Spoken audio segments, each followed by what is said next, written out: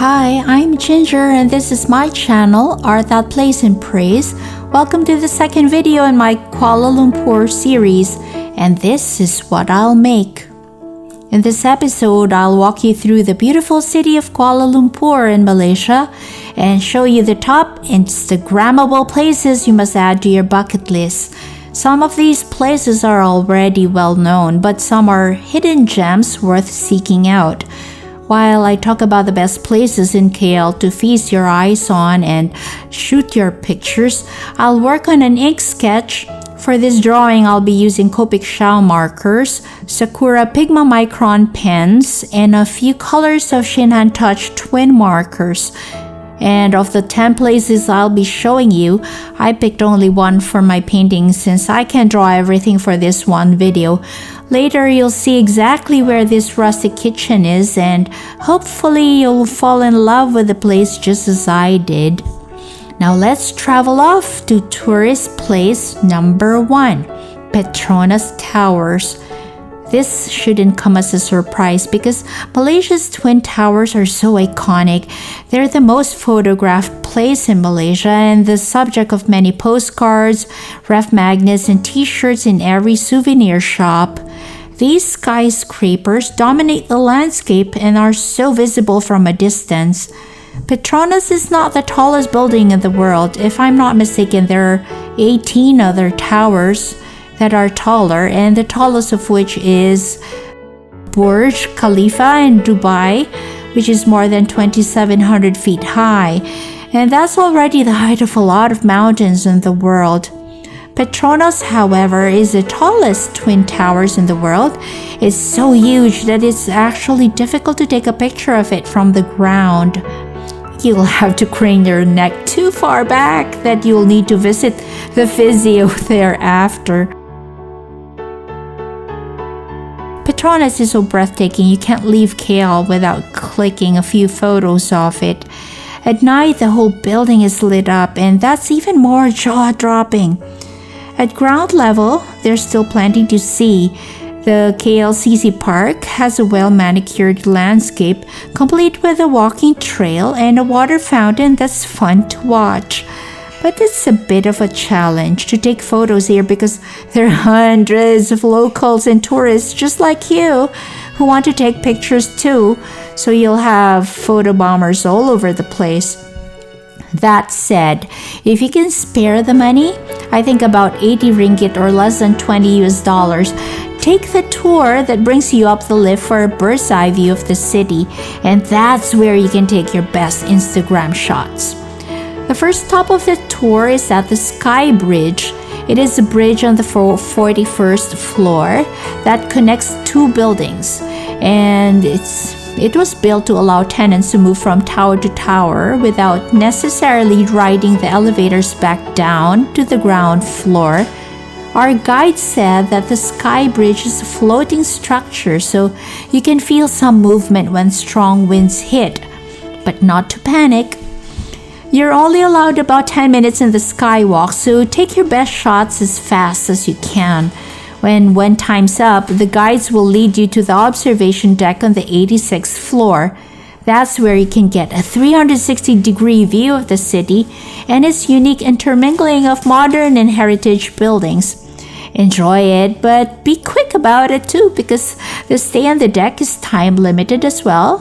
So when the guides call out your color code, your tour group must leave. And this very organized execution was meant to make room for other sightseers so they too can take a turn with the viewing. Now, one bit of trivia that our local friend shared with us, the Petronas was actually scaled by a French rock climber in September 2009. People called him the French Spider-Man because he climbed the tower, believe it or not, without any equipment. And he did it in less than 2 hours. Amazing, right? Guess what happened to him afterwards? He was arrested. Yep, the guy was charged with trespassing and was put in jail. So don't attempt to do something like that. Okay, we're off to Instagram place number 2, the old Kuala Lumpur railway station. This is another famous landmark and is one of the most photographed icons of the city, and it's pretty obvious why. Just look at that intricate colonial architecture filled with horseshoe-shaped arches and little towers with domes on top that remind me of the Taj Mahal. The design was likely inspired by structures built during the time of the Mughal Empire. It's so beautiful. They don't make buildings like these anymore.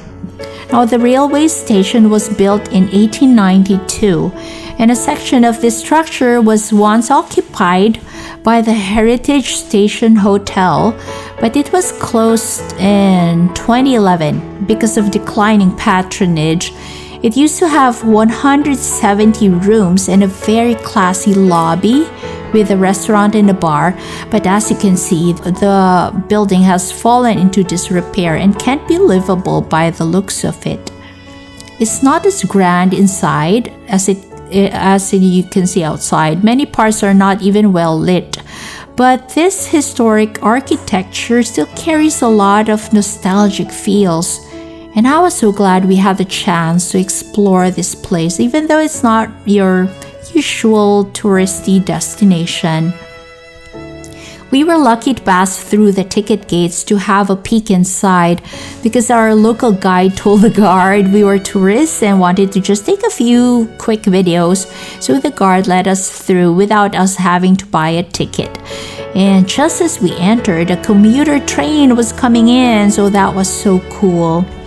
Now, when you're done exploring the platform, head outside again because across the street is another Instagrammable backdrop, and it's called the Railway Administration Building, also called KTM Berhad Railway.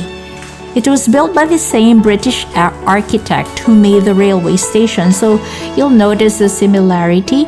They have the same horseshoe arches and Doric columns, and they also have the same pinnacle ornaments on top. So with this one stop alone, you've actually hit 2 picture-perfect landmarks already. So isn't that awesome? Now moving on to Instagram place number 3. 41,600 paper doves. Now, who would have thought a bunch of origami birds can be so pretty? Now, if someone invited you to view origami, you would probably have shrugged off the invite, right? But don't pass on this one. Take a look. These 40,000 plus doves arranged in order of the 40 shades of the rainbow, it took them 6 months to finish this. So give tribute to the hands that made this. They probably had arthritis by the time they finished this art installation. According to the signage beside it, these doves symbolize peace, love, harmony, and unity. And no wonder you feel really relaxed when you go there. Now let me tell you, it will take a lot of creativity to figure out how to make these birds into a backdrop since they're hanging on the ceiling. But even if you have to put your iPhone on the floor or have your photographer lie down on the ground, I'm sure you'll be glad you tried. But even if you don't want to engage in all sorts of acrobatic stunts to get your face in the picture, just take shots of the paper cranes themselves, because depending on the angle of your camera, you can have different combinations of designs here. Like see, you can produce crosses or asterisk looking lines among the colors. It's like playing with a kaleidoscope. Well, the big question is, where do you find this awesome art? Believe it or not, it's inside a shopping mall. It's not in a museum, it's in a shopping mall. And the mall's name is Link, located along Jalan Tun Razak. The mall looks unassuming from the outside, but this place has tons of character inside. The doves are not the only Instagram-friendly scenes you'll find in the mall. The mall has murals everywhere you turn.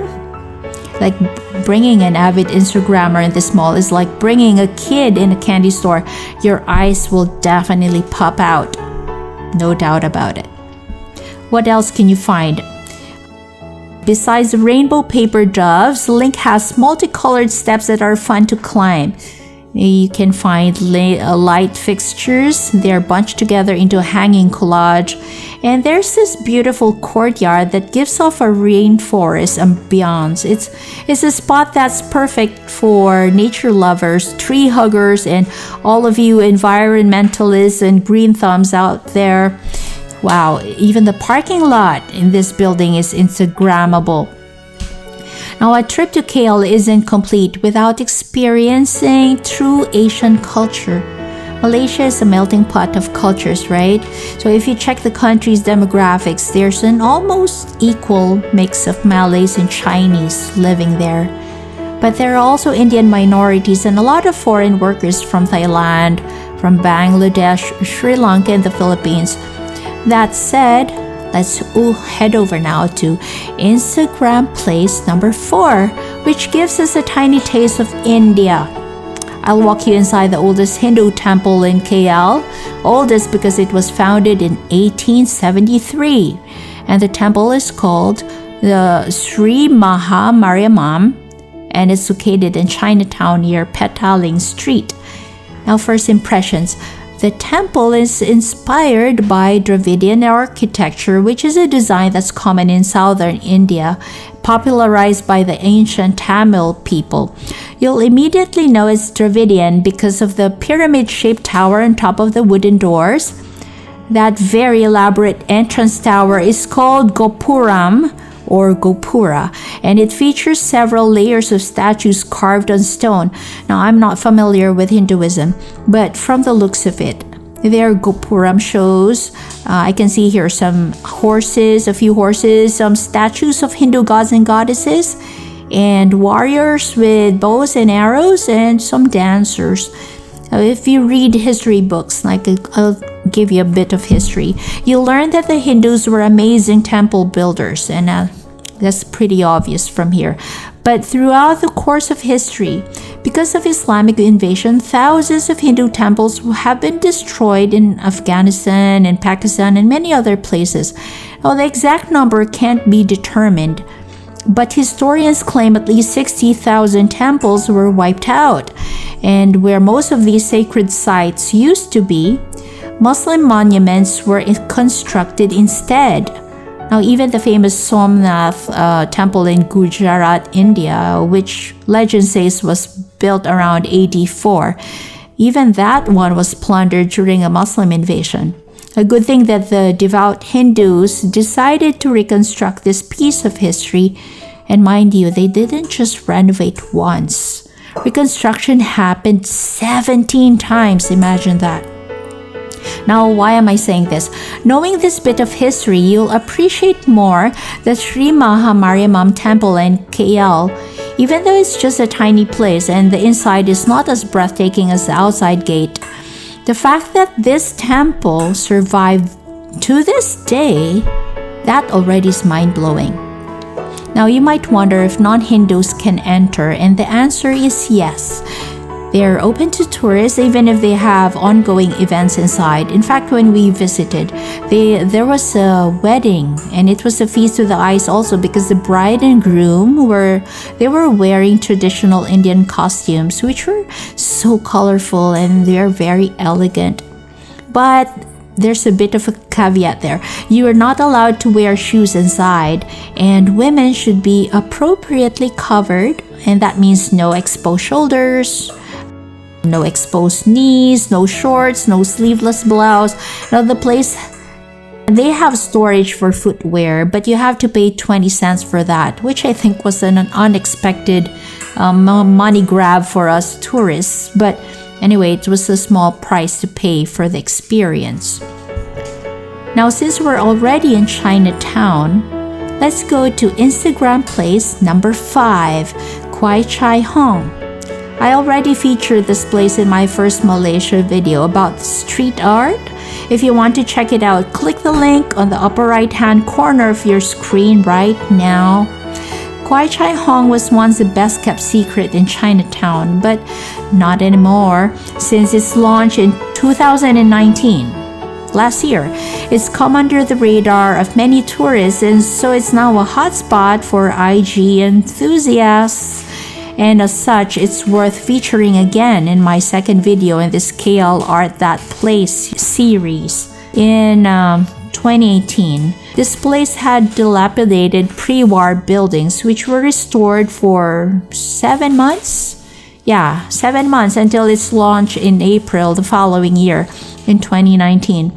It used to be infested with rats and cockroaches, and it became a refuge for homeless people.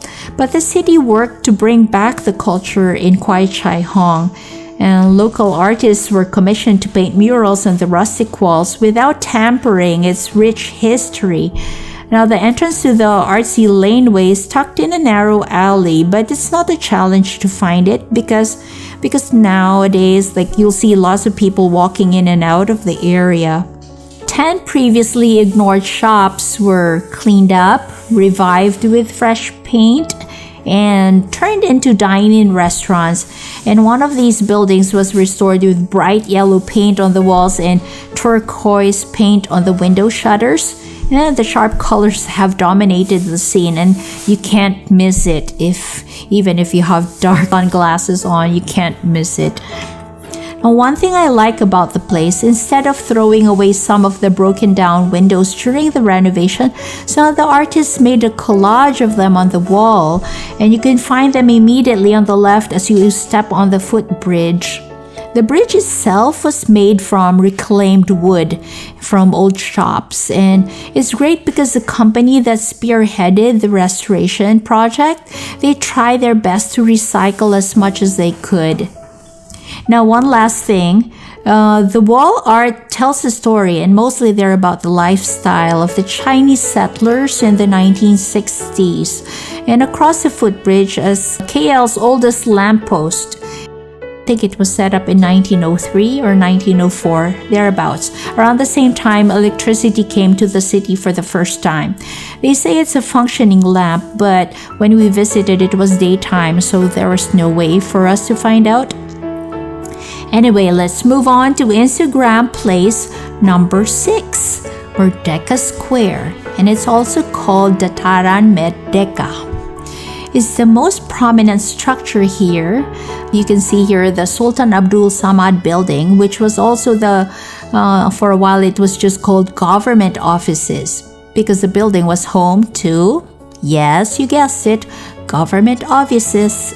Obviously, this is where you'll find the Ministry of Communications and the Ministry of Tourism and Culture of Malaysia. It used to house the federal courts and the Court of Appeals, as well as the post office, the public works, and many other departments during the British administration. Now, if you notice, the architecture here is consistent with the railway station, which I showed you a while ago. But what differentiates this place is the clock tower. It's sort of like a local version of the Big Ben clock in London. And that's not surprising because the architects of this beautiful building, they were all British. And this building, the Sultan Abdul Samad building, was built in 1897. It has lots of towers with onion domes on top. They look like onions, and they're painted in shiny copper. What I loved the most were the bricks and the arches, and I read somewhere that they actually used around 4 million. Yeah, 4 million bricks to cover this place. Like, wow. Let's now scoot over to Instagram place number 7, the River of Life. A visit to Merdeka should include a detour to the River of Life because it'll only take you about 5 minutes to walk there. They're just beside each other. So what's the big deal with this river? Nothing much, except that it's so pretty. Oh my gosh, just go because I told you to. Seriously, the landmark was intended to educate people on the importance of keeping garbage away from river systems and sewers. The River of Life project wasn't just meant for tourism. Actually, it was more of an effort to clean the river and improve the water quality, which not too long ago was not even suitable for body contact. That's how dirty it was. I think an estimated 170,000 tons of garbage pollute the Klang River every year. And what was more concerning was that human wastes from toilets in old houses, they emptied out into septic tanks, which in turn discharged into the river. Ugh, that's so gross, right? Ugh. But the Malaysian government tried to do something about this major problem. They're spreading awareness among the citizens because, well, the people too, they also need to take a proactive role in cleaning the environment. The people themselves, they need to tweak their behavior and stop throwing garbage in the river like already. Luckily, the River of Life campaign is slowly paying off. Now you can stand right at the confluence of the river, at the junction where the river forks to the left and right. You can stop there and have a perfect view of the Sultan Abdul Samad building, and it sits against a backdrop of both modern and heritage buildings. It's so beautiful to see. It's, how they converge both Western and Oriental cultures right in that spot. You will find it there. And while we're there, actually, one fun thing. When we were there, we even spotted a monitor lizard. Apparently, the sightings of this giant lizard, it's become very rare because these lizards have been hunted for their leather, but we're just lucky we found one there. Moving on to Instagram place number 8, Merchants Lane. Now let's go indoors for a change and let's go to this quaint cafe in the heart of Petaling Street. You don't have to go to Penang to get a taste of old world charm. Okay, head over to Merchants Lane, which is another hidden gem. So hidden, in fact, that you can walk past its door and not realize your grim mistake. Because for sure you don't ever want to miss this IG fanatics place. The cafe is on the second floor of a heritage building, so all you'll see from the street is a narrow green door and a tiny mirror above it that says Merchants Lane. That's all the signage you'll get, so it can be tricky if you're walking a bit too fast. Desserts here are really yummy. You have to try them out. But I won't talk about food. Let's not talk about the menu because my next video in my Malaysia series will be about food tripping. So I'll reserve that discussion for next time. But besides food, Merchants Lane is popular for its gorgeous vintage ambiance. Like the furniture, the shelves, the interior design was kind of like a mishmash of sorts, but surprisingly, the overall concept works. The jumbled pieces of furniture, they don't clash with each other. Somehow, Merchant Lanes, they kind of retain the texture and personality of the original building, which is a century old, I think, if I'm not mistaken. You'll notice crumbling paint everywhere and plants with root systems crawling all over the walls. You'll see reclaimed wood and uneven plaster, and they all add character to the place. Even the tables are made of old doors. They topped it with glass. That repurposing idea was so smart. Like, I wish I could adopt that idea to my house and make a dining table out of our front door too. But I bet my husband might wonder why there are suddenly so many strangers coming into the house. Anyway, check this place out. They even have a wall where you can scribble and doodle all you want. They encourage it. They left pens for you right there. So go ahead and write on the walls. You can even write, I was here. Okay, on this and this date. Cool. Okay, we're almost finished with our top 10 list. By now, I guess you figured out that the subject of my urban sketch is an old kitchen. And obviously, it's a kitchen in a restaurant because of these 2 shelves of wine. I'll make this my Instagrammable place number 10, the last one. But before I bring you to that place, that actual restaurant, let's tour place number 9. Instagram place number 9 is, I don't know how to say this, Thean Hou Temple? Thean Hou Temple? Oh, whatever it is, it's a Chinese temple. I hope I said that right. Thean Hou Temple, which is located in Jalan Klang Lama. I showed you a Hindu temple a while ago. Now let's see what's inside the Buddhist temple. Now this temple is situated on top of a hill, which gives you a bit of a view of the city, but the temple itself is so engaging, there's no way you'll take your eyes off to view the city around it. Now the Chinese architecture is so intricate, like from the dragons and phoenixes on the shingled roof, to the lanterns hanging on the eaves, down to the murals on the walls and the carved pillars and banisters on the stairwell. Like everything is so pretty. The smell of burning incense, like if you go there, there are some people who worship and they have these sticks that they put a fire on, and then there's smoke everywhere and you can smell it. Now that just makes the experience even more immersive, like for us tourists. If you're invited, it's like you're being invited to take part in the locals' time of worship. I really can't say much about this place because there aren't enough words to describe it. Just watch and judge for yourself. You'll understand why it's a must in your KL itinerary. Now, if you've reached this far in watching my video, thank you very much. Double thumbs up to you. I'll now reveal my last Instagram perfect location in KL, which is also the subject of today's painting. The restaurant is called Cho Cha Food Store, located again in Petaling Street. Did you notice so many things are happening in Petaling Street? And it's also the next door neighbor of Merchants Lane. Apparently, the restaurant is housed inside the former Mariammam Hotel, and the year 1969 is etched on the top of the building, which coincides with the year Mariammam Hotel last renovated the building. Locals told me, though, that the building itself is 100 years old. A lot of dilapidated colonial buildings in KL have found a second lease in life.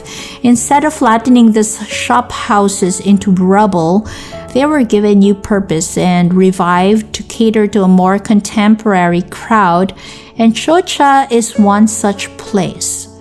The old hotel's structural foundations were strengthened, though, because the rotten wood beams, because of a lot of rain in that area. So the wood beams became so rotten that they had to be replaced with metal. And the space was cleaned, they were planned again and renovated enough to make it functional again.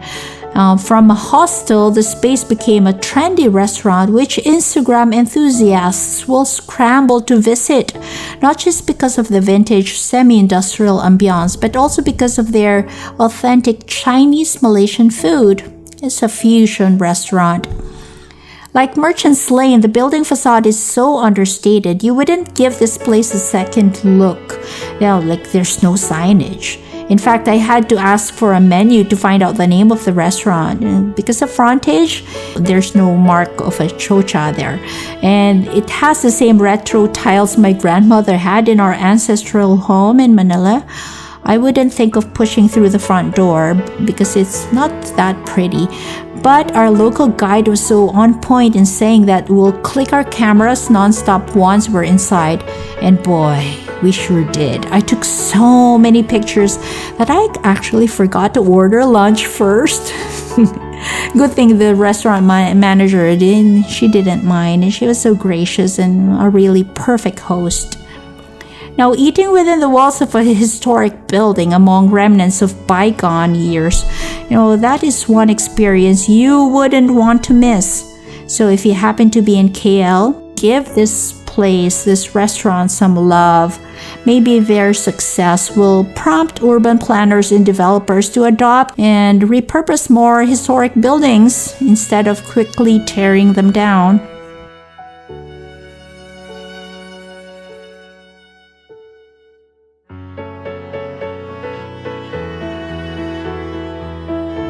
Now that's it, friends. I've given you my 10 best places to visit in Kuala Lumpur. Of course, there are a lot more Instagrammable spots that you should go into this list, but I'm sure you'll agree these hidden gems have earned their right to be featured in this video.